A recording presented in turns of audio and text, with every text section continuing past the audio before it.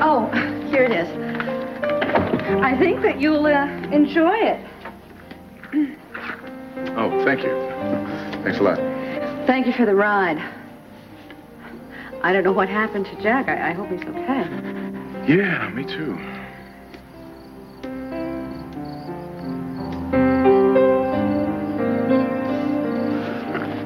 Well, thanks again for the book. I better get going. Yeah.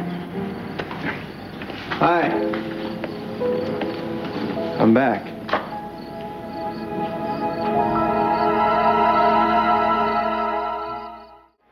Well, you're home earlier than I thought. So are you. How was the wedding? The wedding was lovely. Yeah, except for the fact that Brooke's ride finked out on us, so I gave her a lift, and then she gave me this book. It's all right, Edmund. You don't need to explain. No explanations are necessary. You know what? Edmund and I discovered something tonight.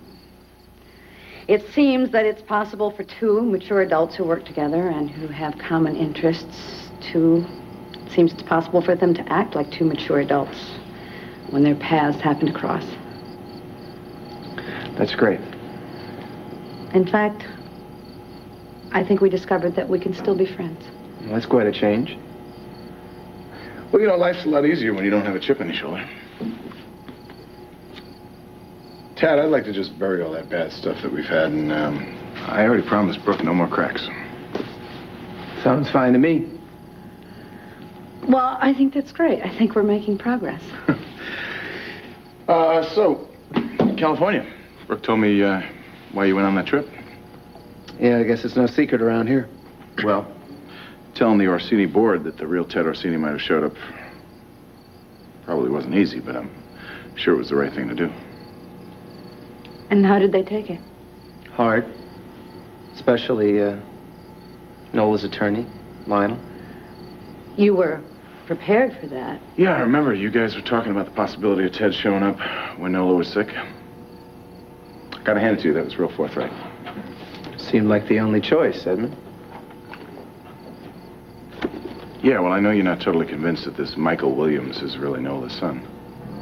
That's why I came home early. Find out, one way or the other.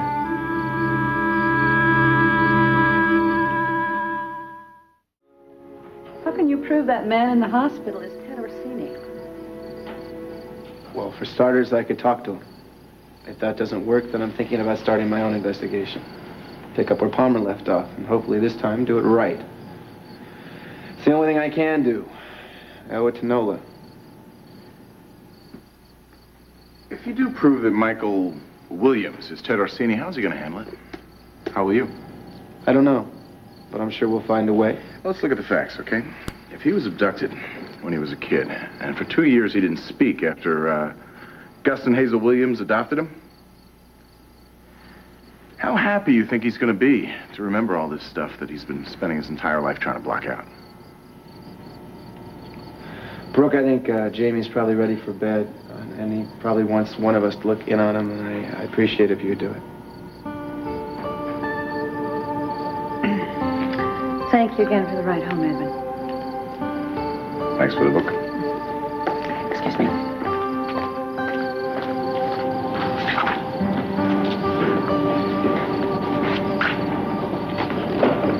You don't put a lot of faith in my theory about Michael Williams. About as much as you think about Brooke's theory about mature adults, do you? You don't buy it. How'd you like a glass of wine? No, thank you. I'm not gonna mess with Brooke, okay? I'm not gonna mess with you either. I wish you both long life and happiness. Glad to hear it. Because I love Brooke, and I'd like to see her happy.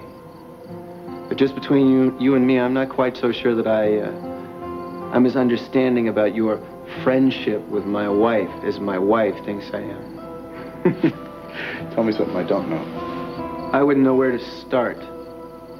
But one thing I will tell you. Business, work, writing, whatever you two colleagues want to call it's better left in the office. So why don't you just do that? Do I look like a homewrecker to you? You look like a man that's in love with another man's wife. You didn't tell Brooke or Dixie. about the fact you found out about Dixie's 11th hour reunion the night before your wedding, did you? No. Good. No, as far as I'm concerned, you were right on the money with that little piece of information. But it changes nothing. Obviously not. You're the one that wants to put the past behind us. I want to bury it. The only thing I care about is today and tomorrow. Give peace a chance. Yeah. You're sure I can't offer you a glass of Chablis? Brooke's probably going to be down any minute. You could wish her a good night on your way out the door. Oh, I'll leave the good night to you.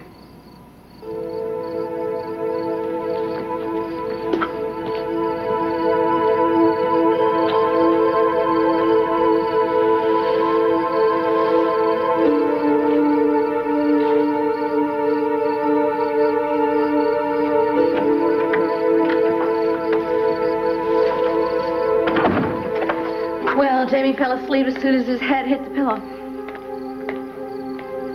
Edmund's gone? Yeah. He had places to go and people to see. Did I tell you that I missed you? I think you mentioned it. I did? Did I?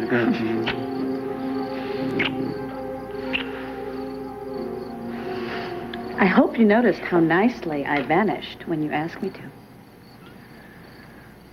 You didn't hit Edmund over the head with a shovel and bury him under the rhododendron while I was gone, did you? Pshaw. Didn't even raise my voice. How did it go? California? Well, certainly that. I mean, with Edmund. Fine. I offered him a glass of wine. He politely refused, but he did want me to tell you good night. I didn't know that you were coming home so early. He wouldn't have been here if I had known, really. He just gave me a ride. It's all right. I'm not upset. As a matter of fact, looks like Edmund and I have finally managed to come to a peaceful meeting of the minds. Is that so?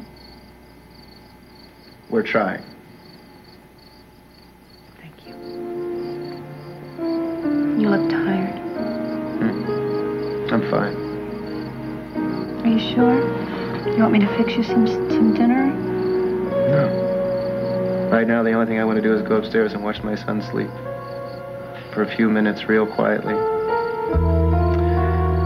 And then I'm going to go over to the hospital. And if there's time, maybe I can solve the mystery of Mr. Michael Williams tonight.